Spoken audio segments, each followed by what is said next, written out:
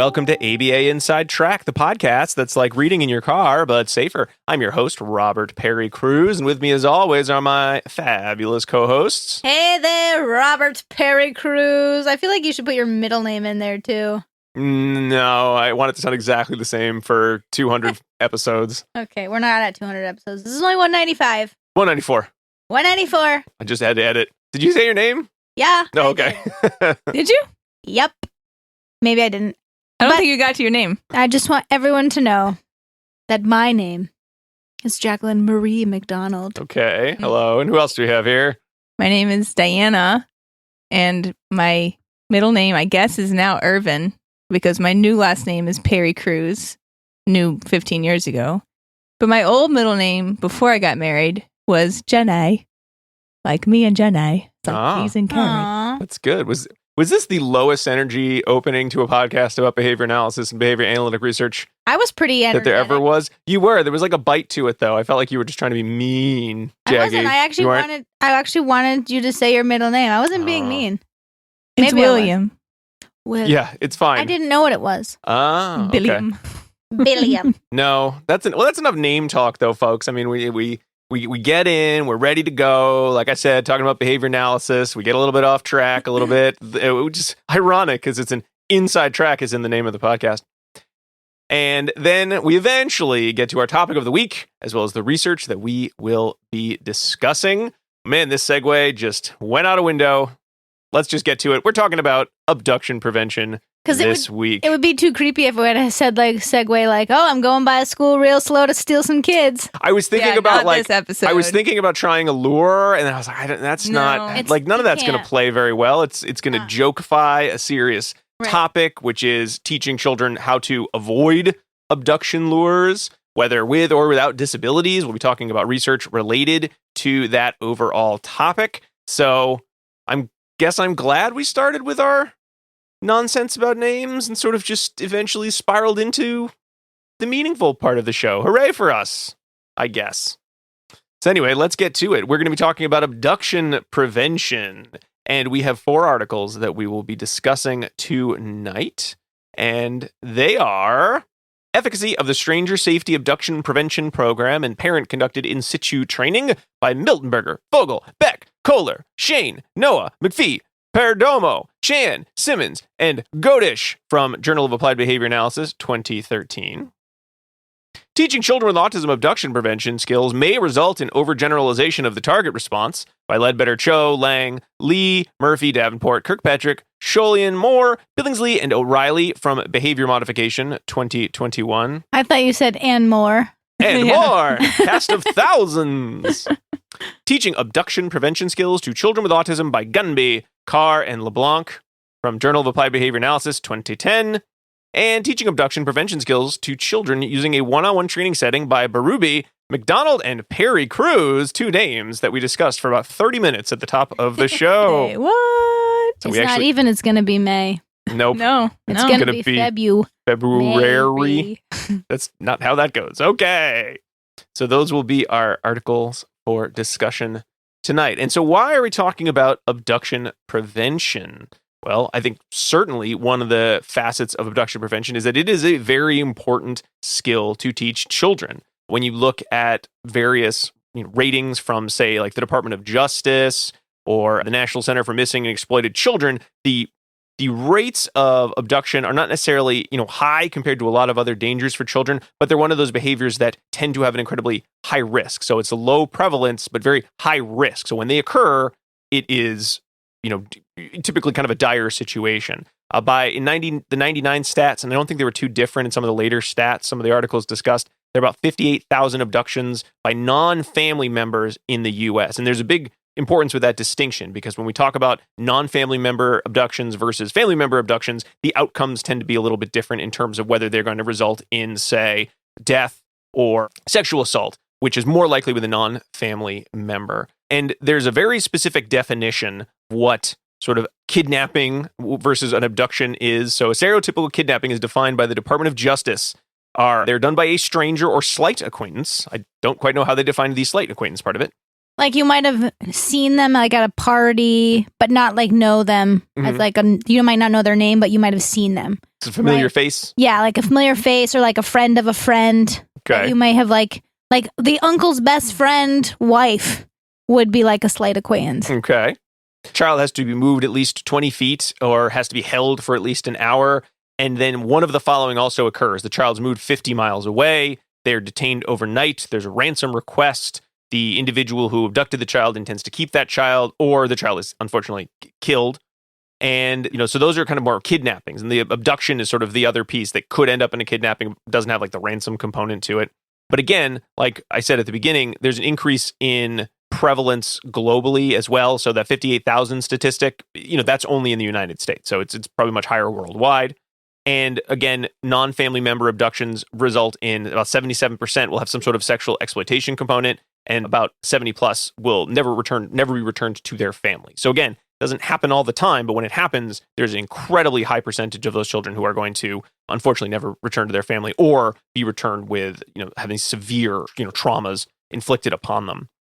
School-age children, again, are going to be greatest at risk, and these will often occur in areas where there's public access to other, for everyone, for individuals, but it could happen in a child's home, it could happen in a perpetrator's home, and in a lot of cases, the children will often voluntarily go with an abductor. So we're all children of the 80s, and I remember in the 80s, there was a huge push on commercial TV to advertise the danger of lures. Like I still remember the Berenstain Bears had a commercial where like 5 people tried to kidnap brother and sister bear in a row, and they came and they said like, "Hey kid, want to ride?" They drove by in their car, or they said, "I need help with something. I got some candy for you." And the bears just kind of were like, "No, don't do that." And then they blithely went around and they sang their song. They went la la la la la la la la la, and they just skipped away. So I never was abducted because, of course, as we know, commercials that you see from the 80s always work. I mean, that's the best time for commercials, right? I think that's what Miltenberger's research states. Yeah. Well, he looked at a DVD, Diana, not 80s TV commercials. But if you've seen that DVD, it's very close to what an 80s commercial looks like. Well, were the Berenstain Bears in it? No, but a very prominent character was in the I DVD. can't wait to hear.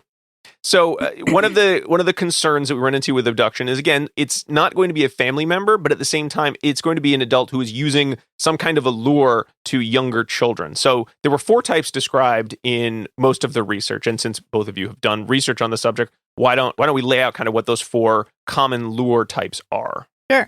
Yeah. And I think it's important to note that the most common places where people get abducted are their front yard, if they're unattended, playgrounds, from cars, or from when they're walking on the street, and potentially from playgrounds at the end of the school day. So those are characteristically where you would see the most abductions occur, right? But it's not coincidental that that's where most kids are, right? They're not like in the woods alone, right? And the abductor's like in the woods also with them. Yeah. So that's not surprising. But so there are 4 types of lure. The simple lure is like a come with me, come this way. Did they say ghostly like that? Yeah, maybe. They might just be like, oh, come on, come this way, right? And the kid just goes with them. Then there's the authority lure, which is where the abductor is an adult most of the time and seems safe. And they say something like, oh, your mom told me to come pick you up. Come with me this way. Like, oh, you don't know me. I'm one of your mom's friends at work. I can take you to this place. The incentive lure usually is, do you want candy? I have toys in my car. Mm-hmm. Oh, did you see the ice cream truck over there? Did you want some ice cream? Why don't you I'll bring you puppies. there. Yeah. I love the puppies. I love the puppies. And then the ask for help. Can you find my lost dog? I've seen a lot of abduction lures. Like, I've lost my daughter. Can you help me find her? So it's like another kid is involved, even though there isn't one. Mm-hmm. And so those are the 4 types of lures that are most common when we're talking about abduction. Mm-hmm. And there was a statement in one of the article's intros, I can't remember which one, that the abduction likely occurs when the child's alone, which makes sense.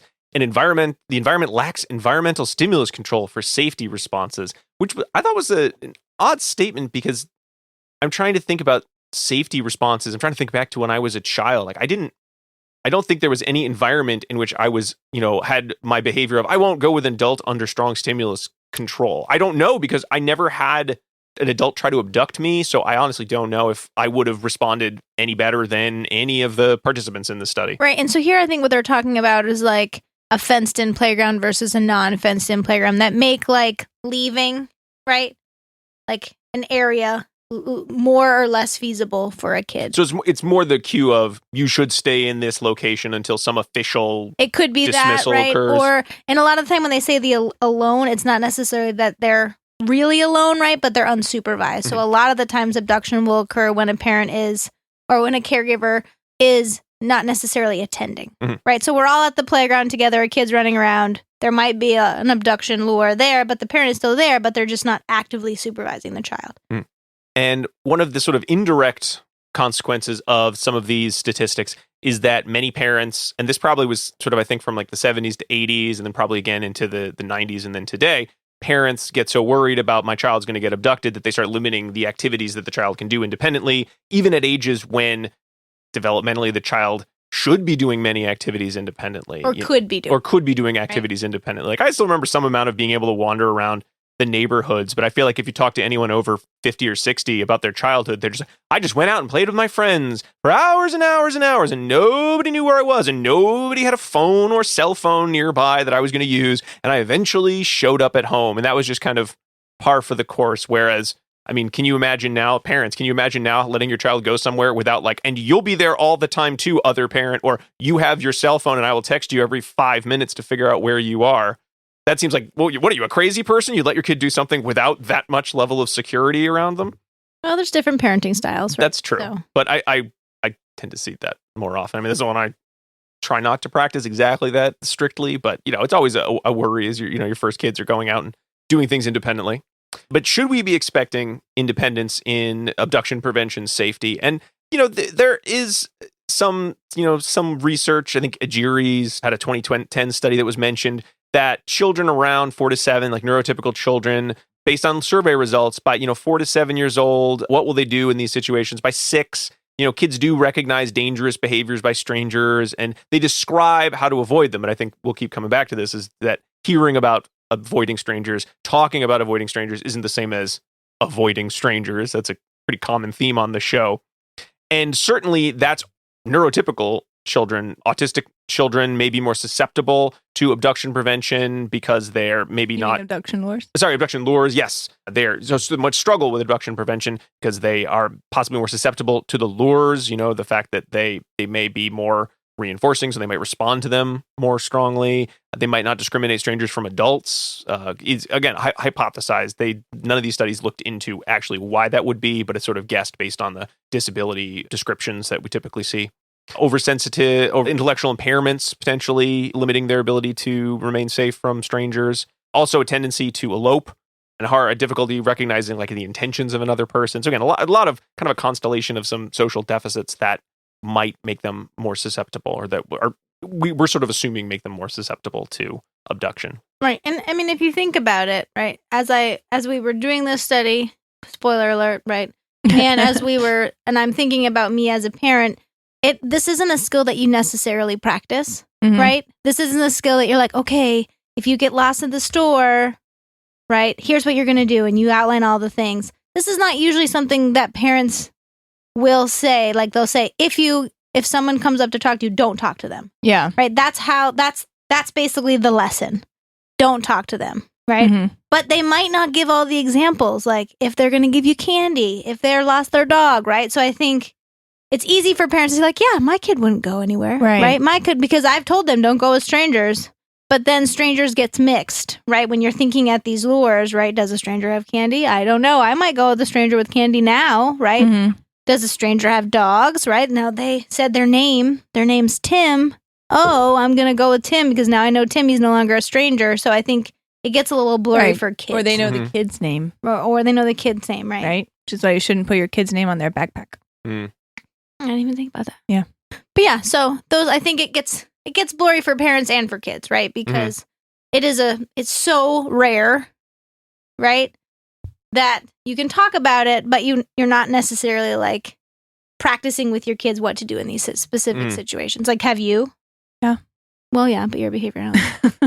Yeah, and I think there are also a lot of showings in media in which, adults talk to kids and it's seen as okay, or they have like some sort of a nice relationship. And I was watching, there's a miniseries on HBO, Station 11, which I quite enjoyed. But the premise of the first episode is that this stranger guy who just sort of was in the same place as this little girl, and she was like lost and, couldn't find anyone, and he felt bad. So he was trying to find someone to talk to her. So he seemed like a nice guy.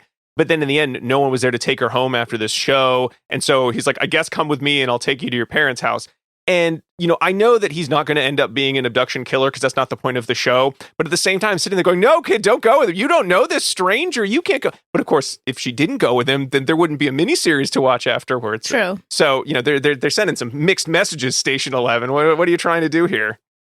And most people in the world aren't out to kidnap kids. Mm-hmm. Yes. Right? So it is hard to teach these types of discriminations. And I think too, because we are like kids of the 80s and we remember some of that freedom, like we want to have that for our kids too. Like, yeah, go around the neighborhood, right? But you have to balance that as a parent with, do I feel like I've given my kids the skills that they need in order to stay safe without unnecessarily limiting their freedom when they are of an age and or skill level that it would be appropriate for them to be out alone. Well, with that, let's talk about what we've got in the research. So I'll start off with two studies that sort of are the kind of the model for what most of the kind of abduction research looks like. And they are Bst studies, meaning they kind of have the same look as a lot of other Bst studies. The first one's the Gunby and colleagues 2010 article, and then the Miltenberger 2013 article. And I think one of the main differences between the two is one is just really a straightforward... Written by Gunby. No, just kidding. One is a straightforward article about teaching abduction prevention skills, whereas the other is sort of the Ray Miltenberger bread and butter. Hey, when teaching safety skills, does a DVD work? Which you think you'd have enough studies right now to have the Miltenberger principle of if you're using a DVD, the answer is no, it didn't work. I love Miltenberger studies, though. Like, the Miltenberger studies on the safety prevention are like gold. Right? They're great. Like the gun prevention studies, this abduction prevention studies, like, oh my goodness. It's like parenting 101 for me. Yeah. We talk about it all the time. Don't take poisons. Don't take poisons, right? Yeah. We just did this the other day at my house. I replicated that study. I put some orange liquid down underneath the sink. Mm-hmm. And I was like, oh, look at that orange liquid. Sunny. Hey, kid, you want to come drink this orange liquid? I put it all together, and then there was a gun sitting on top. Just kidding. But right, like those are... Pull gun to get orange liquid. If you are trying to find like a prevention library, just search Miltenberger. Like, phew. Yeah. It's amazing. Yeah. And sorry, parents, I know you'd love to hear, there's a couple DVDs. Just sit your kid in front of the TV for an afternoon, get blitzed, and they'll know all the safety skills. No. You have to Which is teach so those interesting skills. because, video modeling is effective in many situations. But the way that these DVDs are made is not. Are you going to talk about it? Yes, I will. Go ahead. I'll start with the Gunby article because I don't want to jump back and forth too much because I think it just make it hard to understand sort of the basis of the kind of the research framework that sort of all of these generally looked like. But in terms of using BST, we've talked about that many, many times. Dinah, why don't you give us the rundown of what BST is? Because I talked a lot and I got to talk about two more articles. So what's BST? If someone's like, I've never listened to AB Inside Track, I didn't know they liked that stuff and I've never heard of it. Oh, sure. Well, you could go back and listen to our episode on BST, or you could just hear me say this right now, which is that there are generally 4 components to BST, which means behavioral skills training.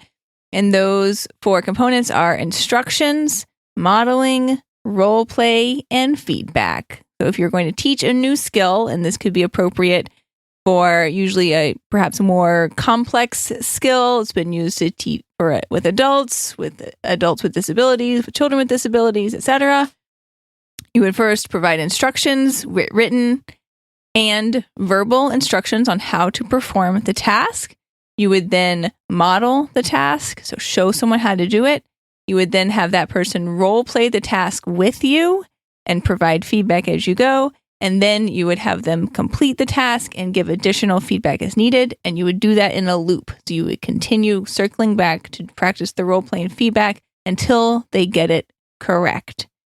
Sometimes there's an additional component after that where you're going to, if you've practiced in more of a training setting, you're then going to try that skill out in the real setting. And at that point in time, sometimes, but not always, additional training is also needed, and that's called In-Situ Training. Mm-hmm. And the one thing that I think is important to highlight in that written description is that you're providing a rationale for why the skill is happening or why you're teaching the skill, right? Because we all know that if we don't know why something's happening, we're less likely to do it, just as a general like mantra, pro tip. Mm-hmm. So yeah. So in that verbal description, written description, and that verbal description, just give the rationale for why you're teaching the skill and why it's important. So at least in this study, it was sort of a follow-up and an extension. So the participants were boys with autistic boys, ages 6 to 8. They talk about, sort of their verbal operant level based on the VB map. They're all sort of like level 3 learners. They're getting ready to go into general education classroom. They have an imitative model. They have strong man's tasks, interverbals, and instruction following behavior. But their parents still report they seem to have a hard time with safety, and they're struggling with other community skills. So this research had been done with neurotypically developing children and had been effective. Gunby and colleagues added the in-situ training component because, like you said, Diana, there's always that concern of sometimes with BST, you get that immediate generalization to the real stimuli. Sometimes you do not. So why don't we just add it in there? Because what's the worst that happens? We practice it and everything goes according to plan. That's not that bad. And if it doesn't, okay, great. We know that we need to do more training, that in-situ training. So the BST training itself happened in a classroom with various abduction probes followed up. That happened throughout the building and in various outdoor areas. And the 4 responses, and these are pretty consistent across the research in terms of what do you do if an adult tries to abduct you? Number 1, say no when presented with the lure. And of course, all 4 lures in the BST package were described and modeled and rehearsed. Immediately leave and run to a safe area. And then immediately report to a familiar adult, which I think when we talked about some of the other safety skills, some of the challenges is a lot of students quickly do learn that they're not supposed to do something, but they then don't go report to an adult a situation that could be concerning or could be a safety concern for other children. They sort of just leave and never say anything about it. So all of those steps would get you the top score of 4. You do all 3 steps. If you only did some of them, you get a lower score, like a 2 or 1 if you leave but you don't say no. And then a 0 if you leave with the adult. So certainly that would be the kind of the lowest score you could get. The probes occurred before and after training with various Confederate adults who would approach the child. They'd use one of the 4 lures. I got a bunch of puppies in my car, but I lost my car, and your mom said you'd help me. I don't believe they combined lures. They did not in this one. Nope. Now, unfortunately, most of the Confederates were women, which is not what the statistics in terms of who will probably abduct a child play out, which is usually males. So that was kind of a limitation in this study. And the Confederate also did not want to teach the child that it is okay to go. Like they didn't, if they followed the lure, get candy. If the child agreed to go, the Confederate suddenly had something else to do, or I got a phone call, and they'd walk away. So no one was ever even mock abducted. But there was no feedback in those initial probes. Later on, they would do feedback as part of the in-situ training. So again, they just had the probes to start in our baseline. They ran their behavior skills training package with the verbal instruction. I always think it's odd when these packages use video modeling and then they use live modeling, because it does always feel like that extra step. Even for some skills, I would see how you might have to do the video modeling because maybe you can't capture all of the relevant stimuli in your environment. But if you're then going to just act it out in front of the child, why not just jump right to that step? But that's not what they did here. Rehearsal with familiar adults and some strangers. They used praise and corrective feedback throughout the training. They trained with all 4 common lures. And once the child was able to state the skills, watched all the videos, and was able to act out all of the skills until they got a score of 4 without any prompts for each of the 4 lures, then they were mastered with a training package. And the sessions only took about 5 to 10 minutes. They were very fast, and all of the participants needed only 5 to 8 before they were able to master their response to all 4 lures. Did you tell everyone what the scores meant? I can't remember if you did. Like a score I didn't 0? go through every score, but 0s, they went with the adult. 1 was they didn't leave with the adult, but they also didn't do any of the other behaviors. 2 is that they said no, and they didn't go with the adult, but they also then just hung around the area the adult still was. They didn't go tell an adult. 3 was they did leave the area, but with the adult. And said no. They said no, they left the area, but they did not report. And then 4 is all 3 of those steps. I think it's important because, right, like 3 sounds like you're almost there, but it's not quite there, right? Because then you're not telling the adult. There's an abductor out there. Yeah. Yeah, right. Yep. And if you're just hanging out, then you can just get picked up and taken if you're a small person. Yes. So when we look at the abduction probes in post-training, this is where the in-situ training would come in. The Confederate would show up, present the lure, as in baseline, different Confederates. They had to get a lot of Confederates for these studies. And if the child scored less than 4, the observer who was taking data would come over, sort of jump out. I always want to see, is it like in Saved by the Bell when Zach Morris would go, time out, and like jump out of nowhere, like, kind of, hey, everybody, I can here's tell what you need to do. That's kind of what is that what it was? Yep. Okay. It's kind of like that. Yep. I was hoping it was. Is a really I was good going to be really analogy. depressed if it was not. I hope he had his big bag phone with him too. They jump out, give the child the corrective feedback. Remember, you need to, whatever the step was, and then they'd practice it until the child did the whole safety sequence for the lure, and then they do some, probes later on. So once every child scored a 4 on every lure in vivo, then you would wait a couple weeks and do a follow-up probe as well. So the results, as you would expect, in baseline, none of the children did particularly well with following the abduction prevention steps. Some of them would get 2s, like they wouldn't go with the adult, but they wouldn't then, go report that anything was happening or leave the area. Only one of the participants after the BST training mastered all 4 of the lures during their first probe. One of them had kind of variable performance and then did much better with the in-situ feedback, relatively quickly. Even did a generalization probe, I believe, in his own street. And then, again, another one needed in-situ training a few times and then was able to master the skills. So all 3 of the participants were able to master the abduction prevention skills for all 4 lures with sort of varying degrees of need of the in-situ training or length of time. But again, it does point out that this is a skill that can be taught in a relatively short amount of time.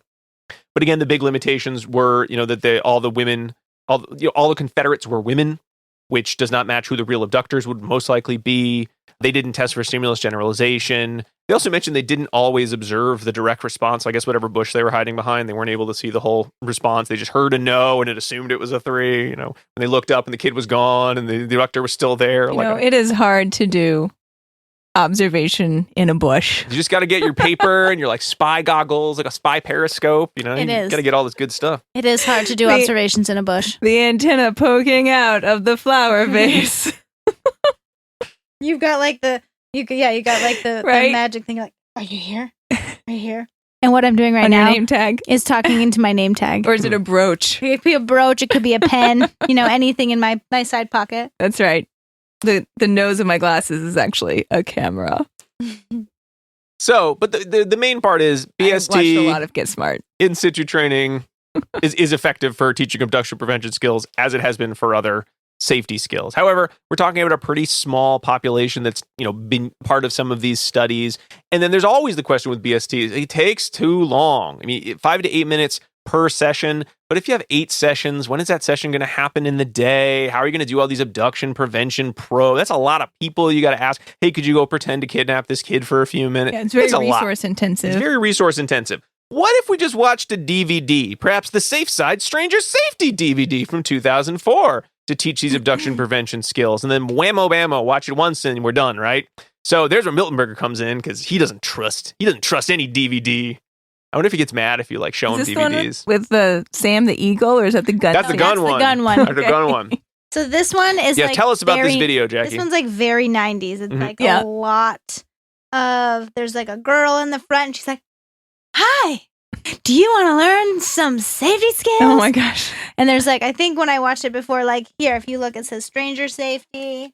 She's got some green in her hair. Pippi Longstocking hair standing up. She looks like she just had a Sour Patch Kids or her bubble tape was sour and then or something. It's they have on the top, it's parent tested, mom tested, video of the year, mom's tested it and they love it.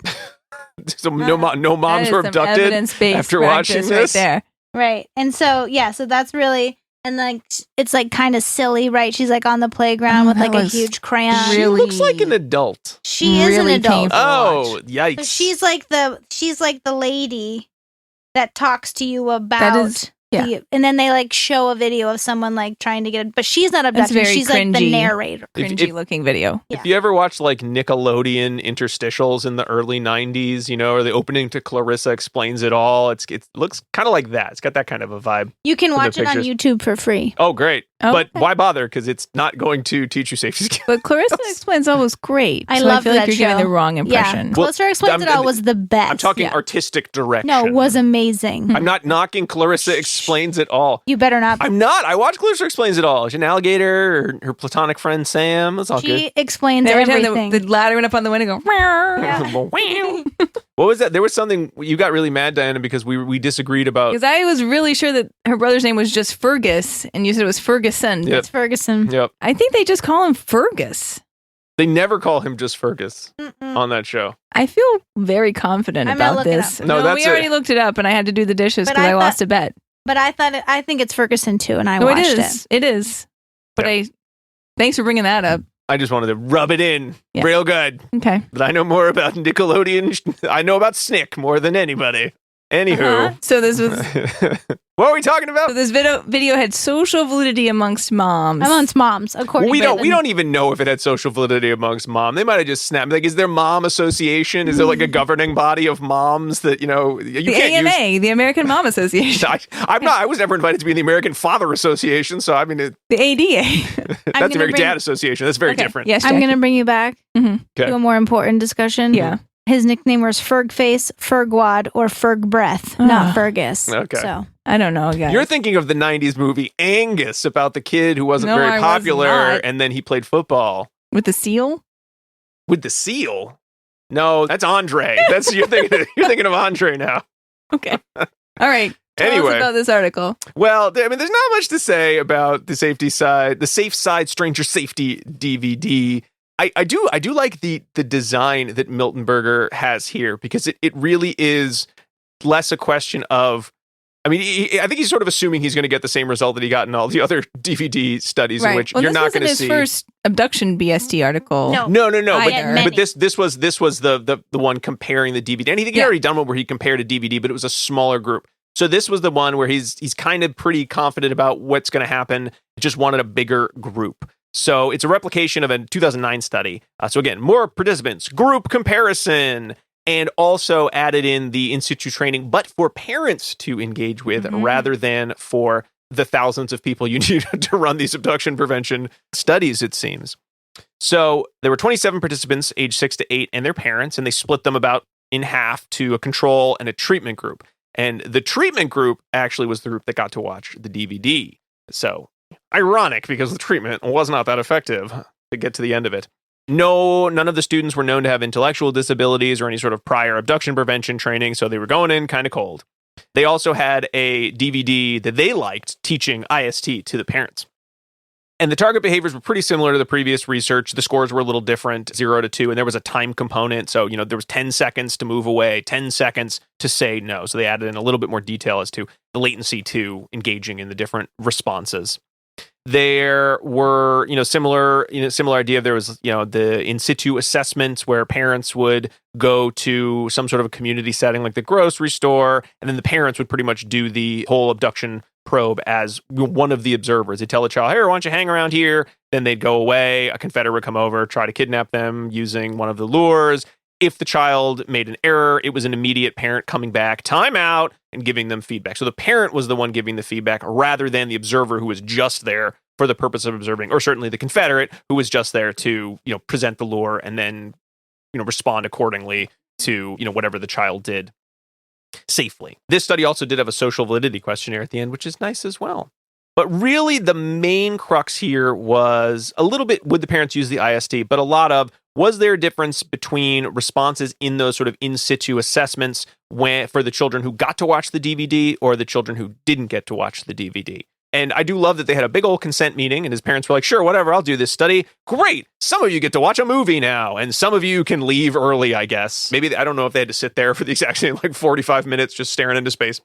But the treatment group got to watch the video. The others did not. The researcher would contact the parents before the assessment and they'd get a training on IST. Now here I was a little the wording of how they described doing the in-situ training with the parents was a little wonky. Like, they didn't get into what it looked like. They had a DVD for the parents. They had instructions present. They mentioned that like one parent received IST training, but I wasn't quite sure whether that meant only one parent was given like BST in using IST or whether all parents received that training. So I was a little hazy here. And the wording, when I went back and reread it, it did seem like there was a little bit of training on IST, but the extent, I didn't quite understand from the study. The wording really threw me for a loop. So I don't actually know how much training the parents were given from this article. Did either of you, like reading that, did you have any other insight to it or anything? Because I just felt like I missed that chunk, and I reread it a few times. No, I'm not totally crazy here? Mm-mm. Okay. I don't think it was very clear. Okay.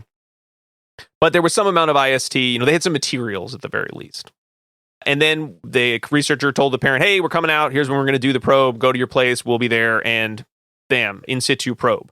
And really what they found was that regardless of the group, whether they watched the video or whether they didn't video, there was no statistical significance in the score that the child received during the very first in situ probe that was run. All of the children then, when they'd made errors, got the in situ training from their parents. So when they came out and did another in situ probe in the similar score, all of the children improved in their scores. And it didn't really matter whether they were in the group that watched the video or didn't watch the video. It was a little bit higher if you were in the watch the video group, but again, not statistically significantly higher. And if the narrator came, it probably would have been higher. Maybe. If she'd come and her pigtails had flown up in the air, perhaps it would have been a little bit better. So again, the nice thing about this study was the parents really ran the training for the child. They only really did 2 whole probes, so not all of the kids got to mastery.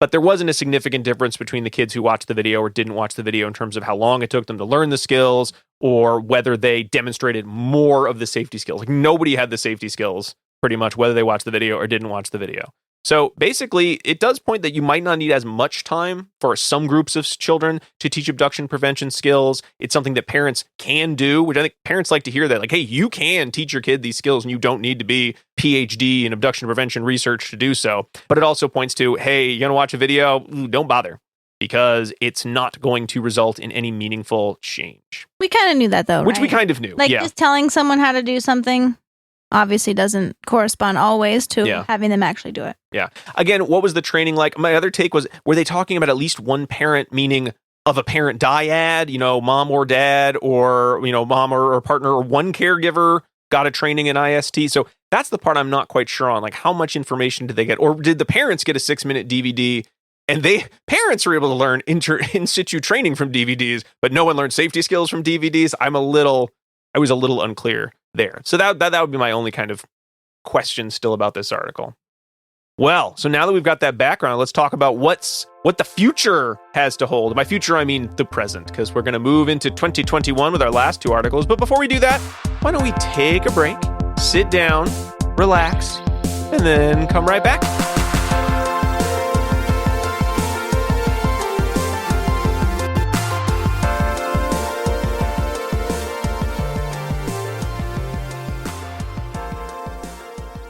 Do you want to be a BCBA? Sure, we all do.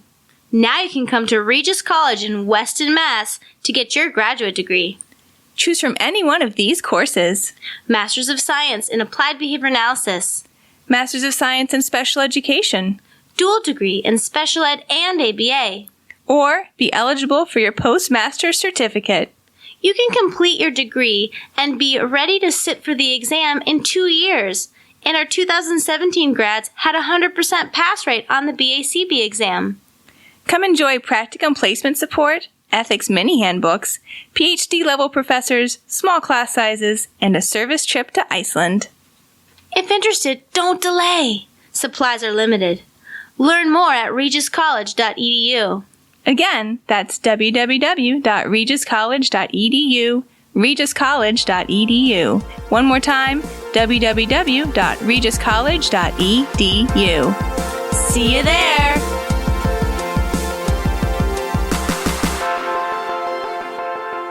And we are back talking all about abduction prevention training. But before we get back into the research, I want to remind all of our listeners that ABA Inside Track is ACE approved. By listening to the show, you can earn 1 learning credit for this episode. All you need to do is finish listening, then go to the website, abainsidetrack.com/getceus. GET-CEUS, and enter in some information, including 2 secret code words. I'm going to give you the first one of those now, and it is quantum. QUANTUM. Obviously, I did not make these code words. I obviously was thinking quantum as just like a space term, and I'm trying to remember. I Maybe can't remember quantum what a leap? quantum is. Yeah, I'm thinking about it in Bakula? terms of like science fiction or like I'm going to jump quantums into the neutral zone. But I think it's a measure of atomic weight or something. I think it actually is a real science term in some regard. Maybe it's a distance. I don't know. Quantum physics? Oh, yes. Maybe it's a description of what is Has to do studied. with atoms. I don't know. I don't even. It just popped into my head, and we hadn't used it. So quantum. Obviously, we haven't used it. We just haven't used it.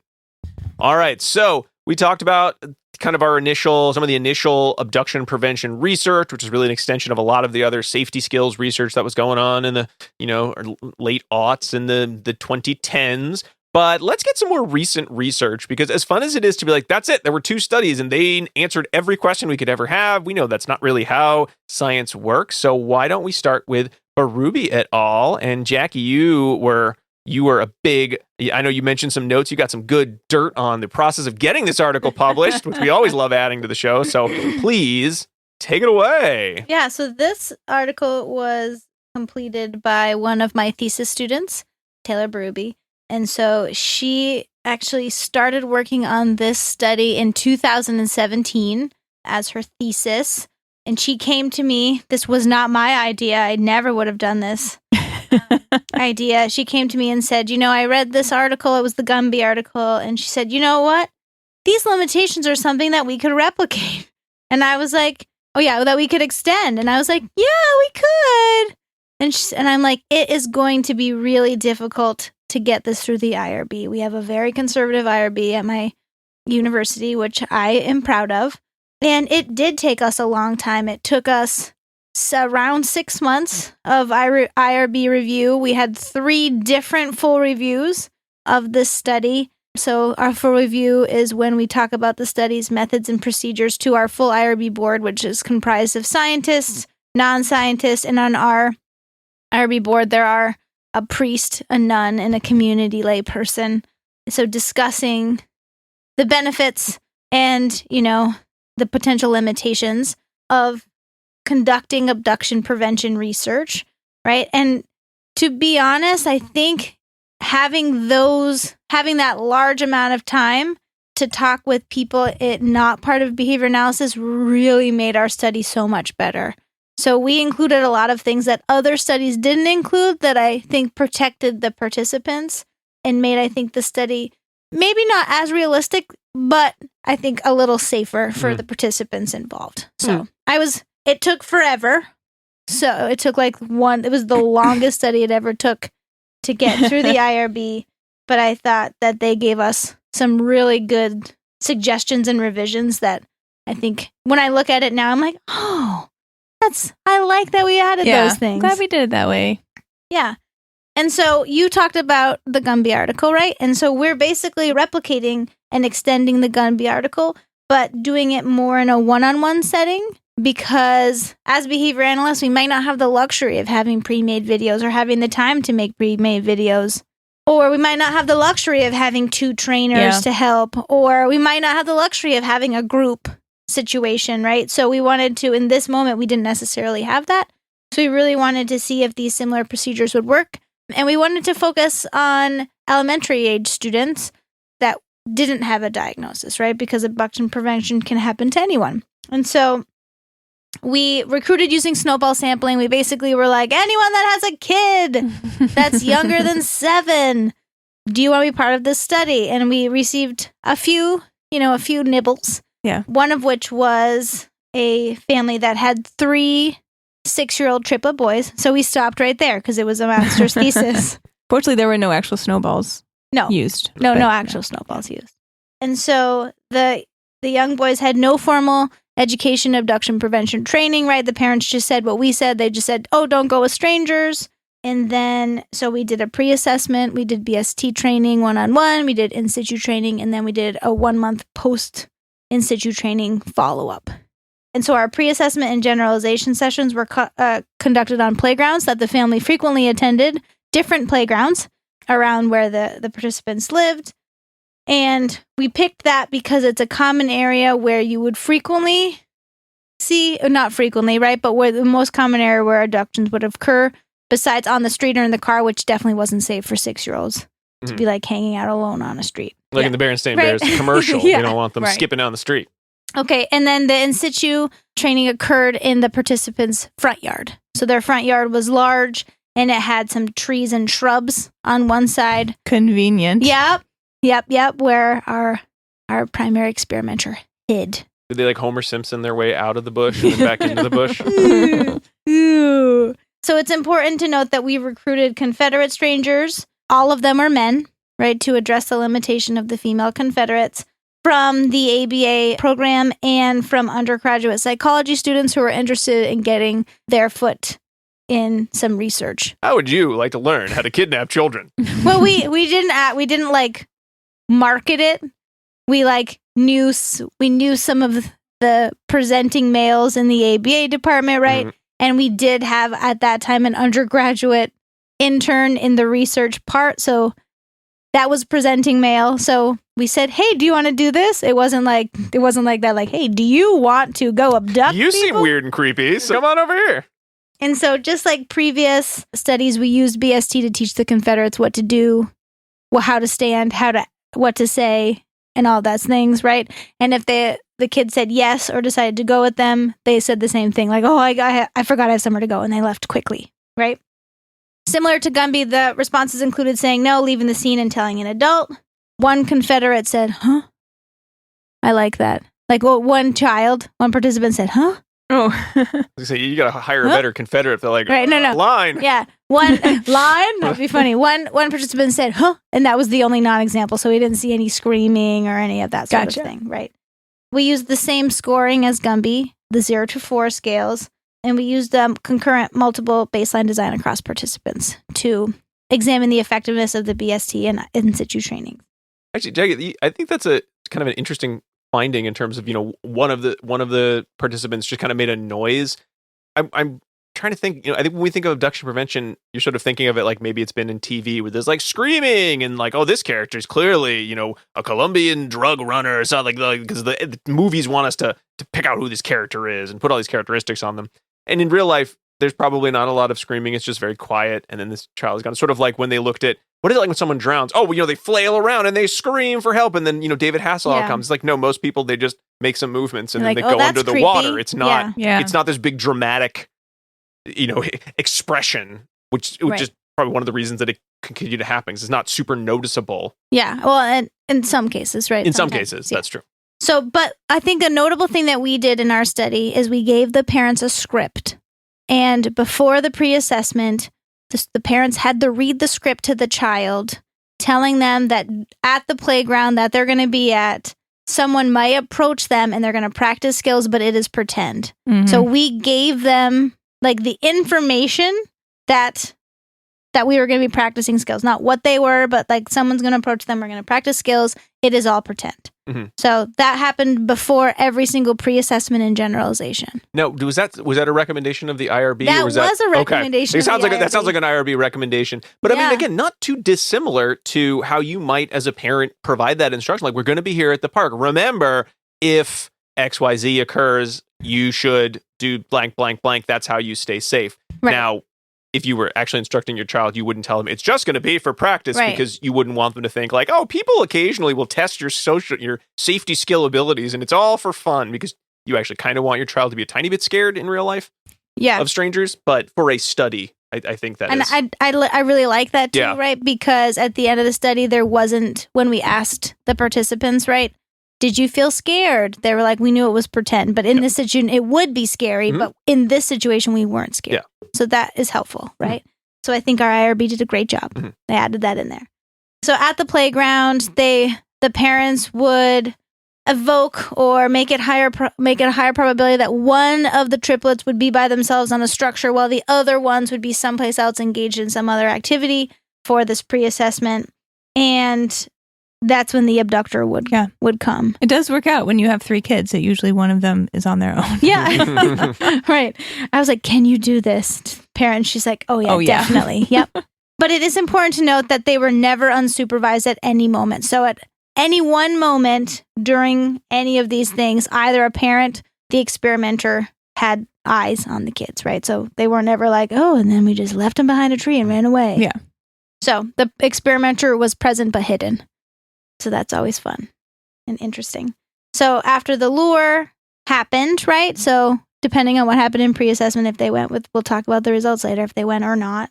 After the lure, the Confederate came back when the child was with the parents, and we introduced the Confederate to the child so that they knew it was pretend. I'm not an abductor, but I play one on TV. Yeah, so we're just practicing these skills, right? So then they weren't scary. So that was another thing that we've added to protect the children in the study, which I like too. And I didn't think about it when we were designing the experiment. So each Confederate conducted no more than 2 lures per study to make it novel, right? And if they were coming back to the same participant, they wore a wig or a hat or glasses to make them like a little more different. Less than themselves. Yeah. All right. So surprisingly, right, our participants didn't do great in the first 2 lures, right? At most, they scored a 2. Mostly scored a 1 or a 0, right? So that's not great. Behavioral skills training occurred. And so during behavioral skills training, it was the first experimenter, Taylor, whose thesis it was, and one of the participants at a time. They explained what a stranger is and what to do if the 4 lures occurred, right? So because it was only her, when she was the abductor, she wore a hat. And when she was modeling the child's behavior, she did not. So she was using that discriminative stimulus to show both parts, right? Because it was just her. And so she modeled 2 of the 4 lures for each participant, but they practiced all 4. Yep. Right? In the BST format, right? With instruction, modeling, role play, feedback. And in order to master out of BST, you had this procedure. We had 2 BST sessions of 4 of all 4 lures, right? And it didn't really take that long. No. Less than 30 minutes for the whole entire thing, right? The first BST session lasted longer than the second BST session, but they all lasted less than 30 minutes, which is pretty good. If you're thinking about like your cost savings benefit, right? You could probably do that in 1 session. Right, yeah. So following the BST, the in-situ training was conducted in the participant's yard. So here, that seems fun that they contrived an opportunity where the participant would be alone-ish, where the parent asked the participant to go get something in the car in the driveway, or this one's my most fun. I love this one, where the participant's caregiver would overthrow the ball in the front yard so it would end up in the bushes, right? And so then like the Confederate would creep out of the bushes of the yard. So here, again, the experimenter was nearby hiding in the bushes. The parents were here, so they knew, what everything was happening.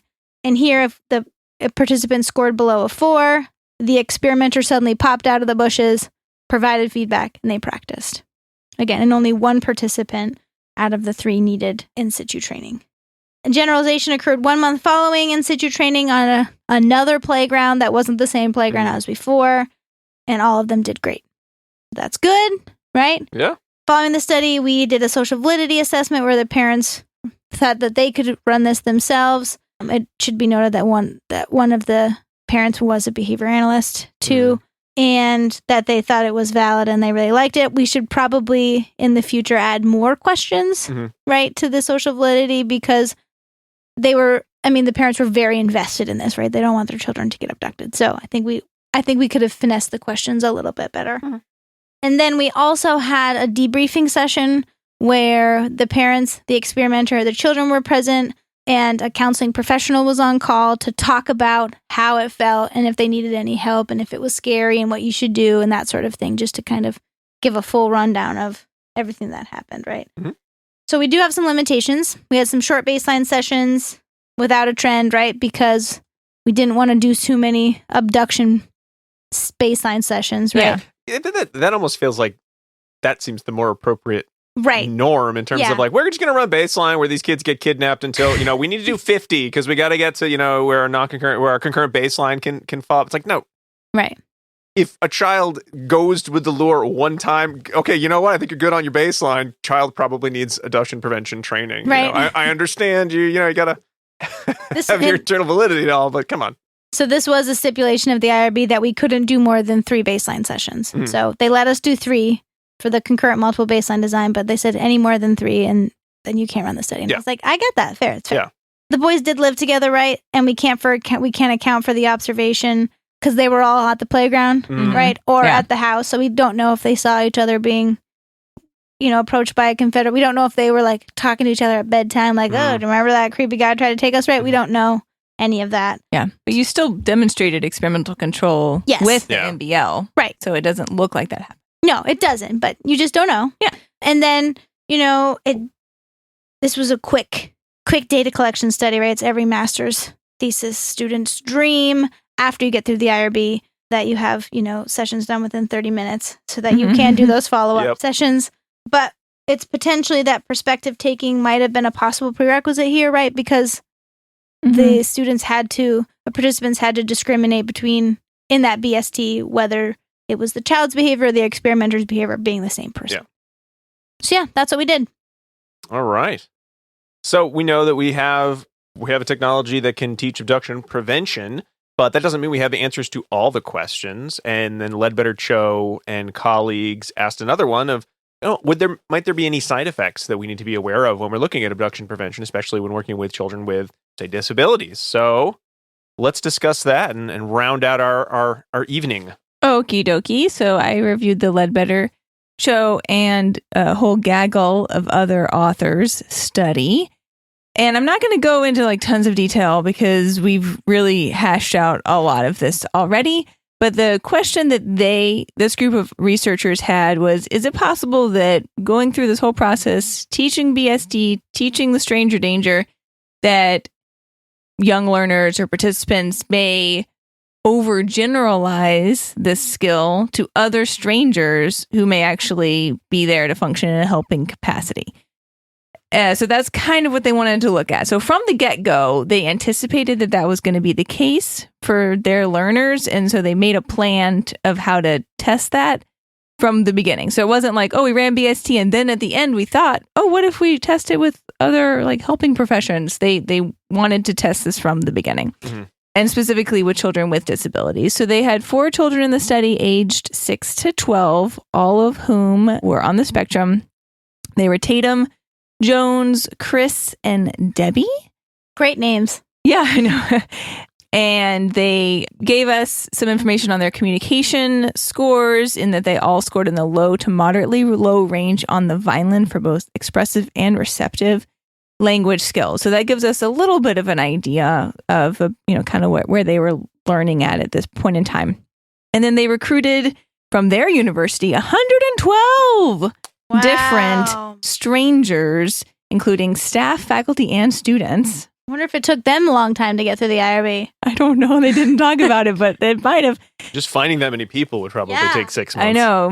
It's a bigger university than ours, I'm guessing. Maybe they just have everyone on campus just loves research and they just all wanted to be a part of it. Research. I mean, when I was in undergrad, you had to participate in research. Mhm. It was a requirement.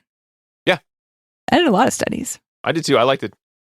I did one where I would pick up people in my car and we would drive around, and it was something about whether they put their seatbelt on or not, but I can't remember now what. You were in the pilot program for Uber. I was like, hey, come get in my car, I have candy. And then I just see where they put their seatbelt on. Oh No, my just God. kidding. I was like, you were an abductor. Yeah, right. I don't know. But a safe think- abductor. I think maybe there was a sign. I put a sign on my dashboard about buckle up. I don't know. I don't know whatever happened with We that. know that signs don't work, by the way. Right. Okay. So they had all of those folks who function as strangers. And then they also used uniformed police officers from the campus police. And these are what they called safe strangers. And they had both male and female Confederate abductors in this study. And they only used each stranger once per participant. So the way that this was set up, the BST was just like the rest of it. The abduction probes were conducted within the buildings where they did the therapy sessions, but like out in the hallways. It was a concurrent multiple baseline, except that Debbie started late because she wasn't available initially. They used a 3-step dependent variable of say no, leave the area, and tell an adult. And they don't specify that our participants here were vocal verbal, Mm-hmm. but I'm guessing that they were because they had them, they noted that they would repeat the 3 steps of the DV back as like following the instructions and that they would say no. So I think that they were, but it doesn't specifically say. And then the other thing to note here, like I'm, going to tell you what the probes look like, but they used a combined lure. So they're like, an abductor isn't going to necessarily select one of the 4 types of lures. Yes. They're probably going to do some combo of things. So they did that. And then they also added in that if they included like a tangible, like enticing item, that they physically had the item visible to the participants too. All right. My puppy's wearing its candy pants. Yeah. They did. Everyone had baseline. They had 4 to 7 sessions of baseline. And those were either abduction probes, what they call the overgeneralization probes, where it was a police officer saying to come with them, or a generalization probe. And the generalization probes were really only different in that the person that said, oh, I'm going to leave you here alone for a second, was their parent instead of a therapist. Mm. All right. And the abduction probes look just like what we've already reviewed. They said, oh, you wait here. I have to go grab my pen. And then they were alone in the hall. And then, they came back after the abduction lure occurred. The overgeneralization probe was the same, except it was a uniformed. Let me try that again. A uniformed police officer. Do you want to take the whole thing back again, Diana? Or do you just want your disdain for law enforcement to be out in the world? I just said. And yeah, that's basically how it was structured, right? It was pretty much the same as what we've already talked about. What we can note here is that for Tatum and Jones, they learned the sequence pretty easily using behavioral skills training. For Chris and Debbie, they did not complete all of the steps independently, even after training and in-situ training. So for them, they added in a forward chaining procedure in which they provided reinforcement with a preferred item after step 2. And then once that was at mastery, then after step 3, etc. For Debbie, she continued to attempt to leave with the stranger even after the forward chaining procedure. So for her own safety after that, they made her sessions virtual. So the way that they did that, I think they had to get creative here, right? Was that they... Yeah, this... felt like a sci-fi movie abduction when they're just like, that's not how any abduction... Like, how can we try to make this work for Debbie? They had the therapist say, I'm leaving now, quote unquote. And then they had the therapist hold up an iPad that had the video playing of someone giving the abduction lure. I don't know. So not like any abduction has ever really been. I think they didn't want to give up on trying to teach this skill to Debbie, but this was... This is a long shot. Clearly, at this point in time, Debbie was demonstrating that she should not be left alone. Yes. Right. And it's tough to feel like, well, we're just going to keep having someone keep kidnapping you over and over and over again. So they wanted to leave her with, as much skills as they could teach her, I think. She did do better, though, once they stopped doing the virtual lure. They're like, we're not doing this stupid virtual lure anymore. And then she kind of seemed to do a little better after those. Yeah. Even Debbie was tired of the weird virtual lure. This is just bizarre. So in the post-training, after they mastered it with the behavioral skills training, that was when they then did the abduction and the generalization probes. And then they did the overgeneralization probes as well. So this was just like an abduction probe, except instead of a civilian, it was a uniformed police officer. We know your true feelings, Diana. And guess what? Everyone had learned what they were supposed to learn, which was a stranger approaches me. I say no. I run away. I tell an adult. So that's exactly what they did when the police officer showed up. And the police officers, they probably had the worst lures of all. They weren't offering candy or any lost dogs or anything. They're just like, come here. Come with me. Yeah. So, they were trained, except turns out in a safety situation, that's not what you want, right? If the child's in danger, then they should be going with the police officer. So then they said, now what are we going to do? It is what we predicted, but now we got to figure out how we teach this discrimination. So then they taught 5-step training for responding to police officers. They introduced, number 1, the idea that the police are a safe stranger and explained what that meant. Number 2, the therapist and the participant together sorted pictures of police officers in uniform versus civilians into safe and unsafe categories. Number 3, they had the participants do that same sorting alone. Number 4, they showed a video model of a person approached by the police. The police asked the person to come with them, and the person did do that. And then number 5, they did the role play. And then after they did that, they went back, did all of the different types of probes again, and then they actually got, for the most part, the discrimination between the two, although they needed some in-situ training with the police officers in order to fully get that discrimination there. And that's kind of what they were looking to see. So over time, Jones and Chris both needed booster sessions in order to maintain their responding. Like I said before, Chris and Debbie needed additional training. Everybody needed the police officer safety training. But through these, various modifications that they made, they were able to teach the skills that they were looking to for their participants. The parents and the police officers did a social validity survey at the end. Everyone thought this was an important skill. They were satisfied with the results. So, their discussion, I thought, was good and pretty balanced. They said, there is the likelihood of being abducted, even though it is very scary and has very serious outcomes, is overall low. Mm-hmm. But we also need to think about the probability that a child with a disability may at some point need to, for their own safety, go with a police officer. And there's likely a larger probability that that's going to happen in their lifetime. Mm-hmm. So this is an equally important skill that we should be teaching. And we have to balance the safety involved in both of those skills, and teaching this discrimination likely is important. I also think that it's a little bit kind of papering over and saying like, oh, all police officers are safe and you should just go with the police officers. There's, so much going on in the world where that might be, in some situations, that is what we would want to have happen. But we also want to think about lives of disabled individuals and whether they may or may not be in safe hands in some situations with the police present. So it's a little bit of a more complicated consideration than maybe was fully just delved into in this particular article.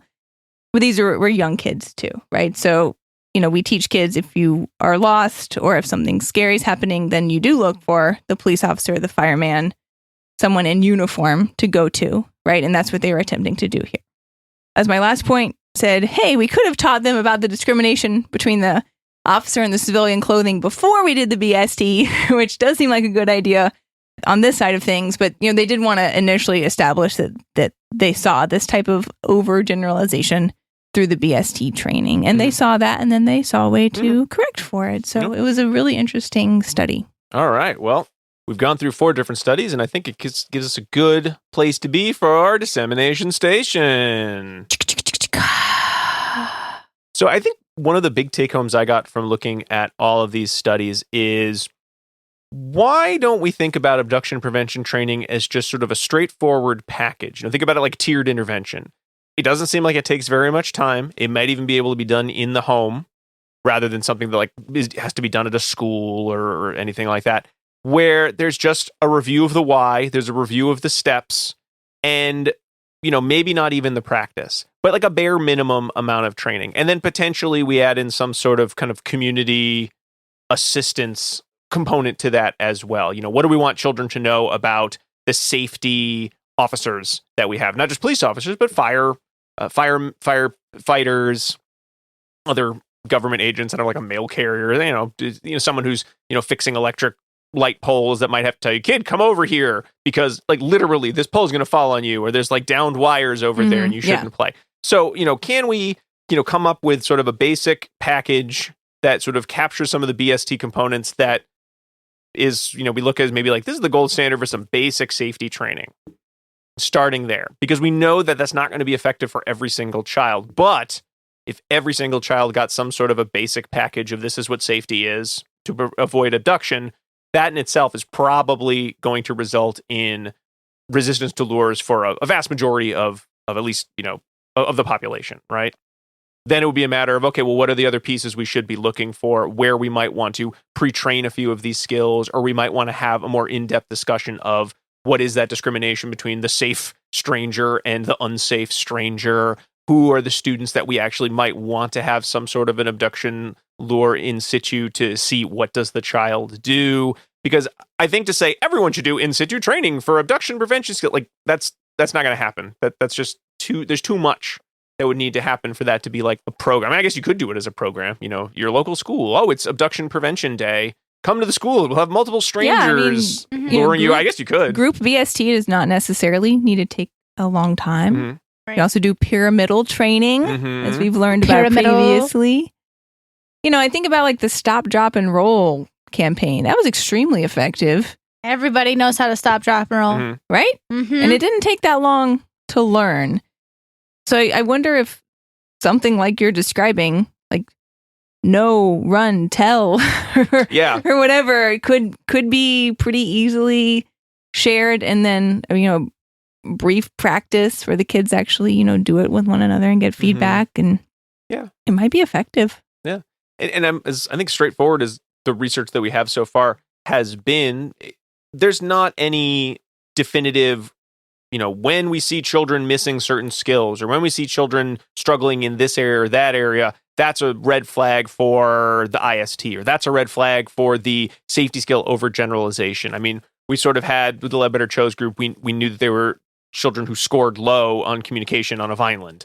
But other than that, it was children who, had pretty intact verbal behavior with and without autism is sort of all we have, in terms of some of the research. So I'd love to get a better sense of like, is that enough? Just sort of knowing like, if the kids can do a lot of talking, they probably don't need a lot of IST. And if they can't, they probably do. Like, I guess, but that still feels like pretty broad brush, so maybe some more research to sort of look at like, what are those prerequisites? Like Jackie, you said in the study you did with Taylor, was perspective taking an important one to know, maybe not for that one-to-one session.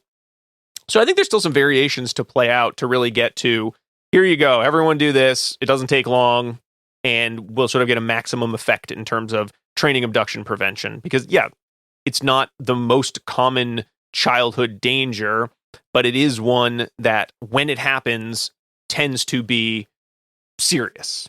There are not that many abductions that sort of, it wasn't that big a deal. We all sort of laughed about it the next day. Like, that's not how that goes. Right. Mm-hmm. So why not provide some level of training? What is it to make sure that you get the highest return of investment?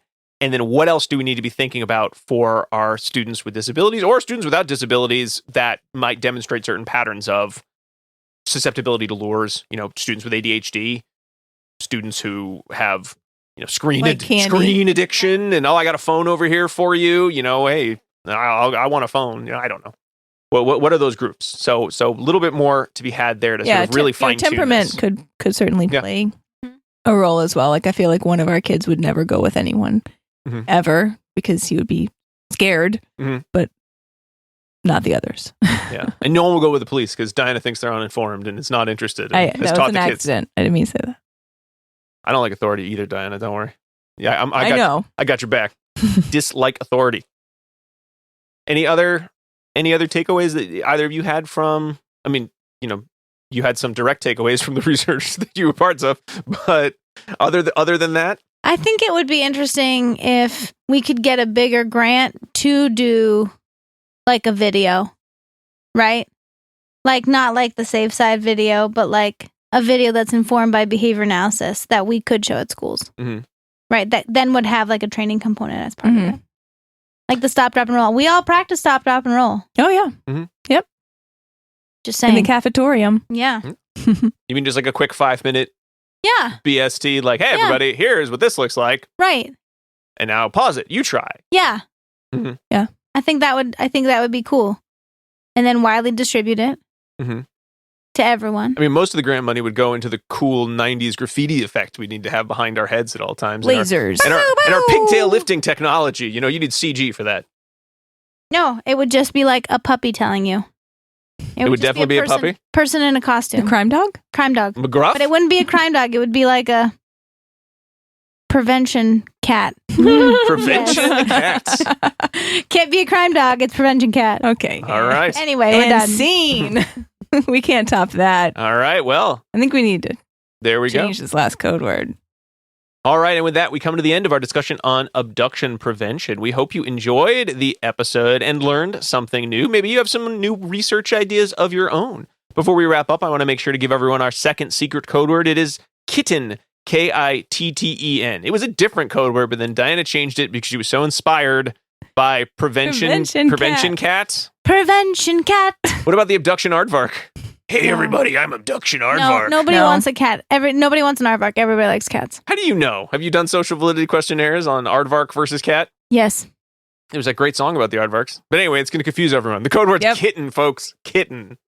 All right. We thank you so much for listening to ABA Inside Track. We'd love it if you subscribe to the show on Apple Podcasts, Spotify, Stitcher, wherever you like to get your podcast. Also, maybe leave us a review. Let us know what you think we're doing well. If you're interested in reaching out, there are a lot of other ways you can find us. You certainly can go to our website, abainsidetrack.com, where you can find links to all of the articles we discuss, as well as purchase CEs for the majority of our episodes. You can find us on all the socials as ABA Inside Track. You can find these episodes posted with the YouTube subtitling feature on YouTube. And if you want even more ABA Inside Track content, why not go over to our Patreon page, patreon.com/ABA Inside Track, where you can subscribe for just $5 a month to get all of our episodes early, as well as discounts in our CE store and access to some special events. We had a live Q&A with Dr. Megan Boyle about elopement. And if you're interested in even more podcasts from us, you can join at the $10 or up level and listen to our quarterly book club podcast. When this comes out, we will have just finished discussing the memoir, Look Me in the Eye by John Elder Robeson, about an Aspergian man and his life, his very interesting life growing up in the 60s and 70s, undiagnosed because there wasn't much of a diagnosis to go around. So if you say, I'd love to hear you talk about that for a long chunk of time, plus listen to us talk about all sorts of other books and get access to some live episodes, some other discounts, some other fun merch, then go over to patreon.com/ABA Inside Track.